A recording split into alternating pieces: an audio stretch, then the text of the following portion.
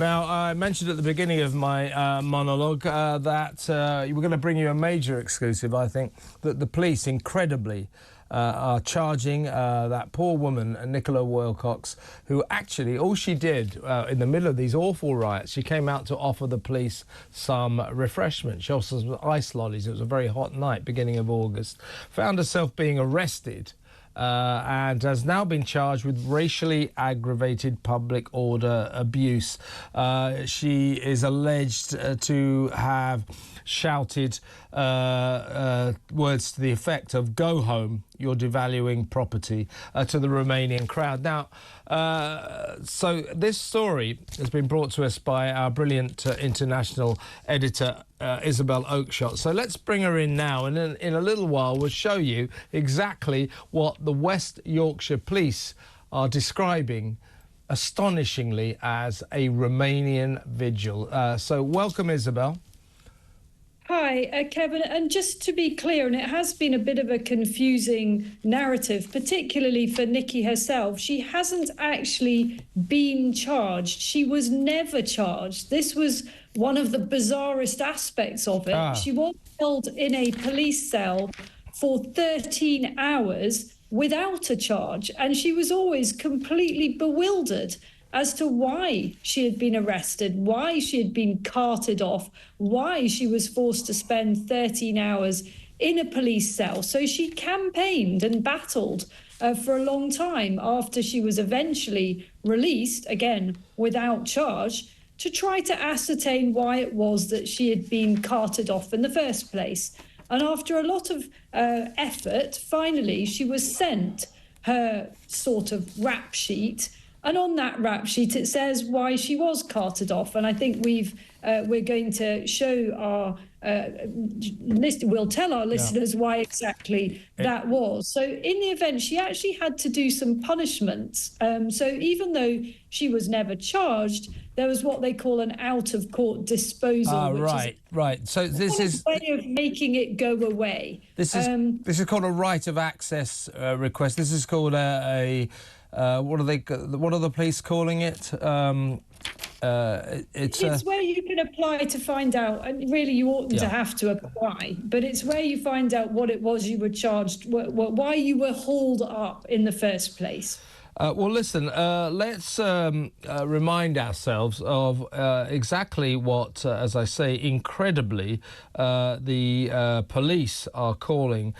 This is in their disclosure letter. That was the term I was looking for. So they have disclosed to Nicola Wilcox, who, by the way, is a well-known local figure in the Harehills district, a kind of community leader who's,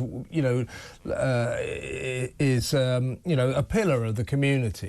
She came out in the middle of these riots to ask the police if they'd like some refreshment. And the ice lollies, was a hot night, and is now being, at least is in the frame for racially aggravated abuse. But the thing is, well, I'll read it before we go to this footage, and I'll read out what it says here. Was arrested on suspicion of a racially aggravated Public Order Act offence. It is alleged that Ms Wilcox has left her address, which is close to a Romanian Vigil. So she lives in the middle of this area. A Romanian Vigil.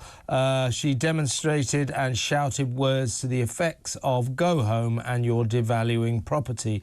I think she's pretty certain not to have said it in the way that they are maintaining. But anyway, the point is, this is to me is classic two-tier policing. This is the police trying to play down what was going on here. How this riot started, and it was a riot, it was not a vigil, unless you have a vigil that's lit not by candles but by a blazing bus, which they set fire to. It started when the local cops accompanied some social workers to the home of a Romanian traveller family where the parents were suspected of mistreating their kids. The local community, many of them Romanian travellers or of that ethnic derivation, erupted basically, and then it became a free-for-all. So the incredible thing here is that the police are calling this a Romanian vigil. Let's remind ourselves of what this Romanian vigil looked like. Look, I've got him on camera throwing stuff.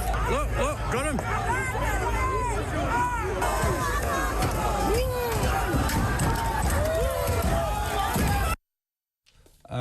And have we got the blazing bus? Have we got more of this? Yeah, while we talk, we're going to play more of these images, Isabel. But, I mean, as I say, this is it, isn't it? I mean, the police describing what we're seeing now. Look at this, look. The police describing this as a Romanian vigil.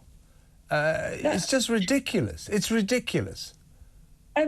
We are being gaslit by our own government. We are being asked to deny what we can see with our very own eyes.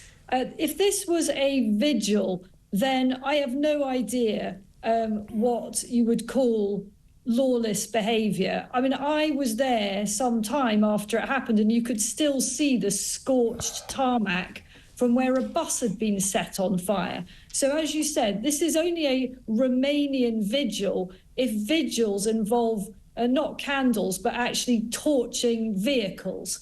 And, you know, poor Nikki found herself hauled over the coals for, as you read out, for saying to the yobs that were there, oh, look, by the way, let me just interrupt you for a second. Sorry, Isabel, but here's one of the Romanian Vigil people setting fire to the bus. So that's obviously part of the Romanian Vigil ceremony. As I said to you earlier, this is not a candle-lit vigil, it's a bus-lit vigil. You saw the other fires. This area for 5 hours was a scene of mayhem and destruction and violence. And if you remember, the police pulled out for 5 hours and let them get on with it. And you can understand now, given that, why the police, who clearly, want to kowtow to this community, are describing it as a Romanian vigil. How dare they, frankly? I mean, it is just astonishing that you could describe this as a vigil, and that she should be in trouble for saying, go home, you're devaluing property, to the Romanian crowd. Well, when she said go home, I suspect she meant actually go home down the road to your houses down the road. And, well, they demonstrably were devaluing property because a burnt-out bus is no good for bus journeys. So what she said there was perfectly true. But unfortunately, as far as the police are concerned, and I'm reading here from her, from the records of her arrest, that apparently caused them distress and made her the subject of their frustration. So her crime, if you like, her alleged crime, was to cause the Romanian rioters, because they're not having a vigil, are they? Vigilers, they're having a vigil. Yeah, it was to cause them distress. Are you kidding me? I mean, what about the distress that they're causing everybody as they're setting things alight and going on the rampage? How is it that this lovely lady, who is a pillar of her community and works so hard for the little children in that area who are from very, very deprived backgrounds with next to nothing, how is it that it was her that ended up getting carted off to the police station and being in trouble for causing distress to these Romanians who are having a vigil? It makes no sense whatsoever.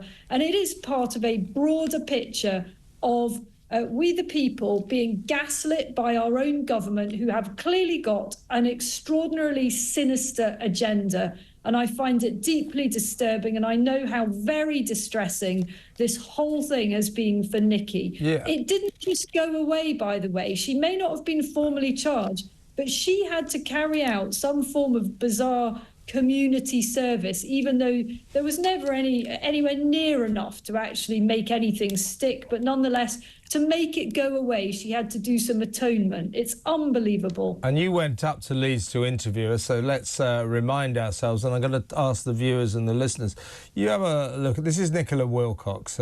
Essentially, the police are sort of saying she's some kind of racist, white supremacist type. I remember we played it on the show. You played the entire interview. It is absolutely crystal clear that this woman does not have a racist bone in her body. Let's remind ourselves of your excellent interview.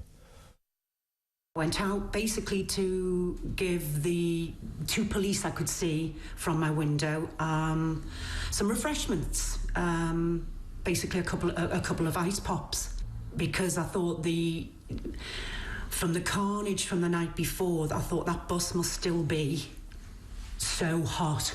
And they've been standing there for hours. Let's cast back to what happened after you offered the police the ice lollies. Mm-hmm.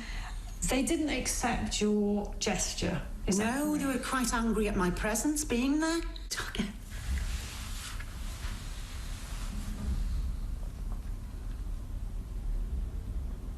To me. Because I'd never been in a police station before. And I didn't even know why I was there. I just thought they'll let me go in a minute. I mean, and so, you know, she's had this hanging over her head ever since. And in a way, Isabel, this sort of, you know, this is a blight on her character. And she's actually, Nicola is well known. I mean, that is a deprived area. She's well known for helping local kids. She's known to all members of that community, whatever ethnic derivation. As you say, a pillar of the community. And, you know, she's white and she's working class. It seems that the police, if they see an ethnic riot, they pick on the white and the working class. There's something very strange about all this. You know, it really is making me feel almost nauseous listening to all this again, because I know the distress that it has caused her, and I know how many real and huge problems we've got in our country with lawlessness, and we saw the scenes of lawlessness there, and there's something deeply, deeply wrong about the way all of this is being managed and policed. And it comes as part of a wider picture. This was West Yorkshire Police, by the way, but there have been cases in the last couple of days that people will be aware of, probably Alison Pearson, the Telegraph writer, and we've had her, I believe, on talking about what happened to her.